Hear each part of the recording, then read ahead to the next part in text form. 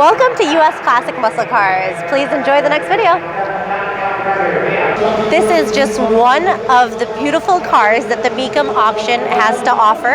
Helping out with customers, making sure everything's ready to go and looks good and everybody's happy. And that involves driving a lot of beautiful cars. Another great car here at the Mecum Auction. This has been incredible. Let's take another look at this engine.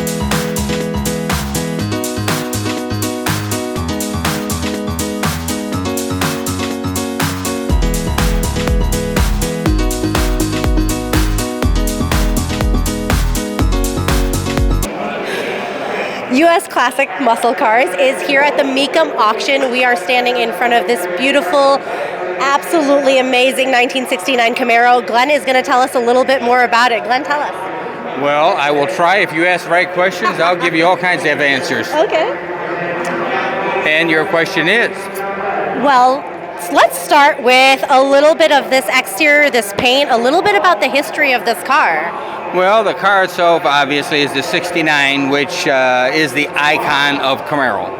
By far, that is the car that everyone swarms to. So this particular one being black with the red hockey stripes, obviously the black is, as you can tell, is gleaming. It is a big block, 396, 375 horse, 4-speed with 12-bolt rear end. So it's really what we all would want in a Camaro.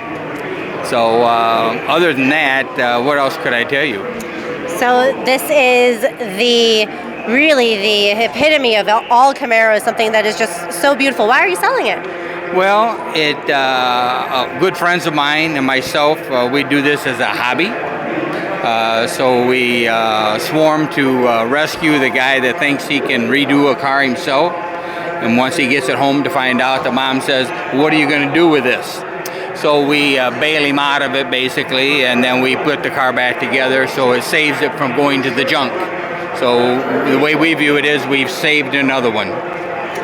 Absolutely. No good deed goes unpunished. This is a beautiful, beautiful car. You have these amazing, you have it on stilts basically, and we can see the underneath of this car. Tell me a little bit more about that. Well, we raise the car up, that way when people are viewing the car, obviously they can see underneath that we're not hiding anything. It is what it is, you know, and everyone wants to think that they're getting a good deal, and so many people look at just the flashy paint and don't look within the soul of the person. Absolutely. I think that is well said. Do you, how many miles are on the car? There's about 150 since it's been restored. That's beautiful. And you talked about these hockey stripes on the side of the car. They really add something special to it. Yeah, you know, there's different striping packages that could have been bought during the time of 69. In this particular one, they call it a hockey stripe. It comes down both sides. Absolutely. So something like this, how much does it usually run for at the auction here? This car should bring right around $55,000. The similar cars I've sold before for 60, 65, but here today it looks a little soft up there, so I'm thinking that tomorrow is another day, so we could be, extremely happy, and it could, 65 is where the car should be, but I'm thinking that it's hard to say.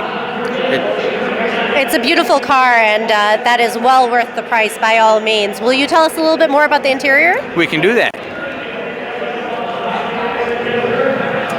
This is what they call the standard interior in the car. Obviously, the 4-speed console engages was an option. You could have had an automatic car or something of that nature. But most people, once they go for the high-performance engine, they want to feel the power in the foot and the arm. So we as silly guys and silly girls, you know, like that power that is in our control. So that's really where their car came from.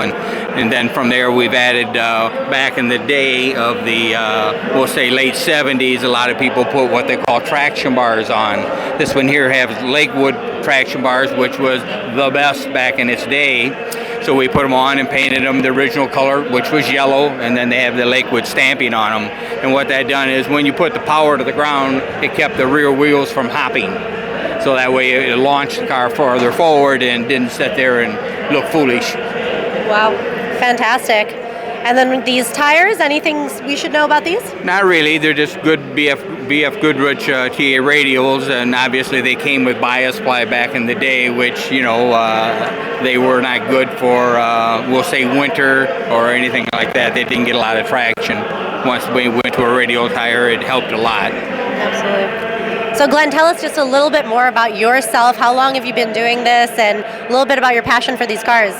Well, I've been coming to the Mecum Auctions since the early 80s, back when they were in Belvedere, Illinois, in a fairground. Since then, I've been continuing to come strictly out of fun. I'm a home builder by trade, and I still do that. I'm not retired yet, so we do this as a hobby with my buddies. So, but as far as the Mecum family, they've treated me great throughout the years, and that's why I continue to come back. Well, that's fantastic. Thank you, Glenn. This has been an amazing, amazing time here at the Mecum Auction. We're happy to be here. Thank you for having us. Oh, thank you.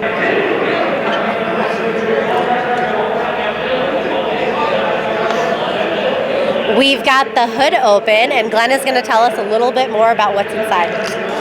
Well, here what you will find is a big block 396 engine, where a lot of the Camaros came with 307s, 350 type cubic inch motors, where GM wanted a high performance engine, so they built the big block 396, which actually spurred from their truck division. From there, they've changed it to get the horsepower, which this particular one's a 375 horse. Now, they did make a an L89 engine as well, same horsepower, but they put aluminum heads on it. And the reason they did the aluminum head, giving you the same horsepower and charge you more money at the time, and the reason they did this is because it was 75 pounds lighter. So therefore, everyone thought, well, lighter car, faster car. So that was the true fix. But this particular one has the steel heads on it. But performance-wise, that's about what you're going to get out of this car. They really underrated them a little bit. They're probably closer to 385 horse, but they did that so they could be competition to everybody else out there. Just a little bit of a cheat. Absolutely. So what's the top speed of this car? Well, this particular car, you would probably run it through the quarter mile. It would probably run the way the gear ratio is on this car. It would probably flat out probably about 115. Change the gear ratio, now we can run 160 mile, if we really wanted to gear it up.